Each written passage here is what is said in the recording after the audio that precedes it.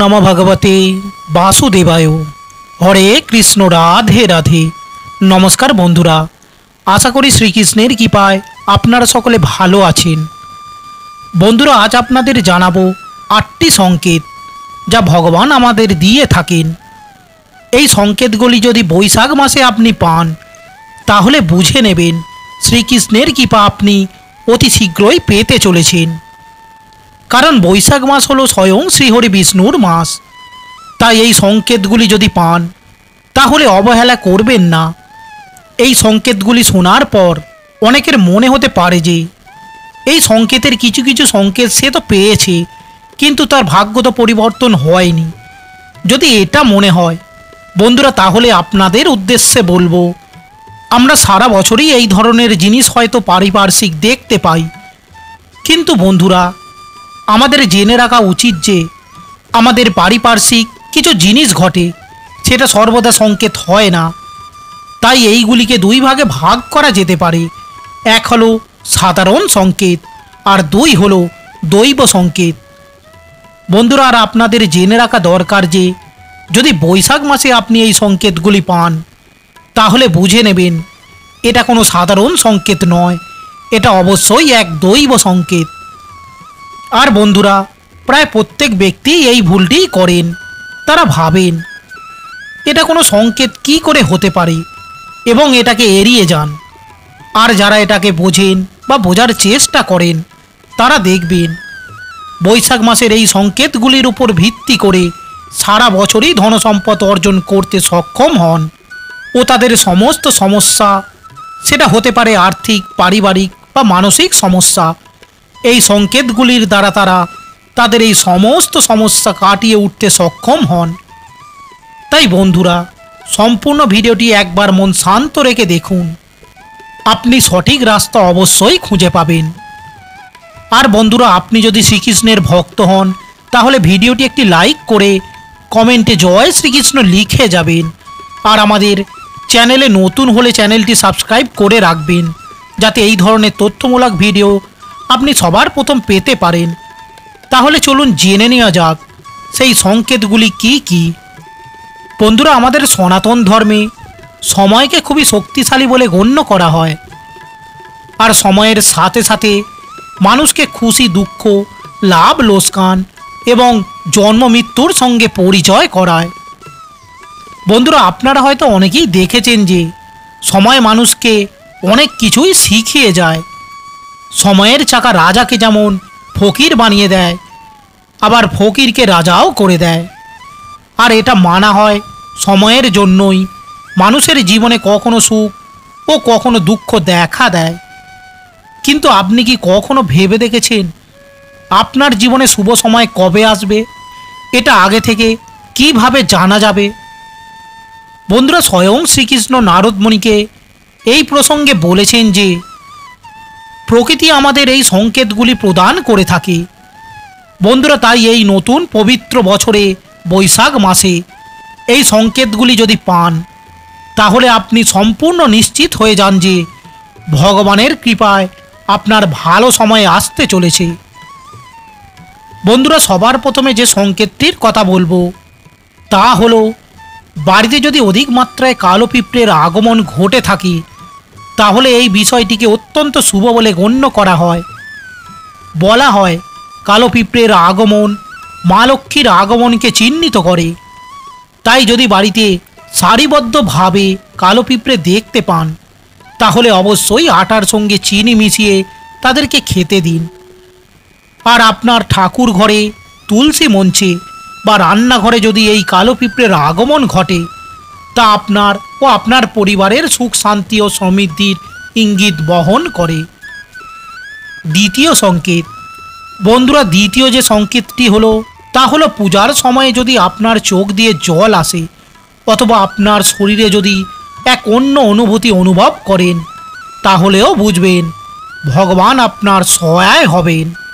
অথবা পূজার সময় ঠাকুরের সামনে আপনি যে প্রদীপটি জ্বালিয়েছিলেন সেই প্রদীপের শিখাটি যদি উপরের দিকে উঠতে দেখা যায় বা জোরে জোরে জ্বলতে থাকে তাহলে এটা সংকেত বোঝায় যে ঈশ্বর আপনার পুজোয় সন্তুষ্ট হয়েছেন। এবং খুবই শীঘ্রই আপনার কাছে কোনো না কোনো ভালো খবর আসতে চলেছে। তবে বন্ধুরা, প্রদীপ জ্বালানোর সময় যদি বারবার সেটি নিভে যায় তাহলে এই বিষয়টি অশুভ হিসাবে গণ্য করা হয়। তৃতীয় সংকেত। বন্ধুরা, তৃতীয় সংকেতটি হলো বাড়িতে যদি টিকটিকির আগমন ঘটে আর যদি একই সঙ্গে একই জায়গায় তিনটি টিকটিকি দেখতে পান ও যদি টিকটিকিগুলি উপরের দিকে উঠতে দেখেন তাহলে এটাকে গৃহে মা লক্ষ্মীর আসার আগমন বলে গণ্য করা হয়। বন্ধুরা, এমনটা বিশ্বাস করা হয় যে এই সময়ে যদি সামান্য আতপ চাল টিকটিকির উপর ছড়িয়ে দিতে পারেন এবং মনে মনে আপনার ইষ্টদেবের উদ্দেশ্যে প্রার্থনা করে মনের ইচ্ছা জানান তাহলে সেই প্রার্থনা দ্রুত পূরণ হয়। চতুর্থ সংকেত। বন্ধুরা, চতুর্থ সংকেত হলো যদি এই সময় ব্রহ্ম মুহূর্তে ঘুম ভেঙে যায় এবং তখন যদি সেই ব্যক্তি নিজের অজান্তেই ভগবানকে স্মরণ করেন অথবা মনে হতে পারে তাকে যেন কেউ নতুন কিছু করার জন্য প্রেরণা দিচ্ছে, তখন বুঝবেন ভগবান আপনাকে দিয়ে ভালো কিছু করাতে চাইছে। পঞ্চম সংকেত। বন্ধুরা, পঞ্চম সংকেতটি হলো যখন কোনো মানুষের গৃহে দরজার সামনে কোনো গরু বা গোমাতা খাবারের জন্য আসে বা কোনো বাঁদর বা হনুমান যদি কোনো গৃহের খাবার উঠিয়ে নিয়ে যায় অথবা কোনো পাখি এসে তাদের গৃহে বাসা তৈরি করে বা কোনো বিড়াল বা কুকুর যদি তাদের গৃহে বাচ্চা দেয় তাহলে তাকে বুঝে নিতে হবে যে সামনে যে সময় আসতে চলেছে সেই সময় তাকে অনেক ধৈর্যশীল ও শক্তিশালী করতে চলেছে ও তার জীবনে যা আছে তার থেকেও অনেক গুণ সে পেতে চলেছে এবং সে তার জীবনের লক্ষ্যে পৌঁছাতে সক্ষম হবে। বন্ধুরা, কোনো বাড়িতে যদি ছোট বাচ্চারা নিজে থেকেই খেলাধুলা করতে আসে অথবা কোনো বাচ্চা কোনো ব্যক্তিকে দেখে যদি বারবার হাসে তাহলে এটি ভগবানের সংকেত বলেই মনে করা হয়, কারণ ভগবান শ্রীকৃষ্ণ ছোট বাচ্চাদের মধ্যেই থাকেন। এই জন্য সেই ব্যক্তিকে বুঝে নিতে হবে যে তার সামনের দিনগুলি খুবই হাসি খুশি ও উজ্জ্বল হতে চলেছে। বন্ধুরা, আপনারা অনেকেই হয়তো গুরুজনদের মুখে শুনেছেন যে ছোট বাচ্চারা ভগবানের রূপ হয়ে থাকে এবং তারা সর্বদা আপনার জন্য শুভ হয়। ষষ্ঠ সংকেত। বন্ধুরা, ষষ্ঠ সংকেতটি হলো যখন কোনো ব্যক্তি ভগবানের পূজা করতে করতে তার মনে হলো যে ভগবান যেন তার দিকে তাকিয়ে আছেন এবং তাকে দেখে হাসছেন অথবা তার কিছুদিন পরেই যদি তার গৃহে অতিথির আগমন ঘটে তাহলে তাকে বুঝে নিতে হবে যে শীঘ্রই তার গৃহে সুখ আসতে চলেছে।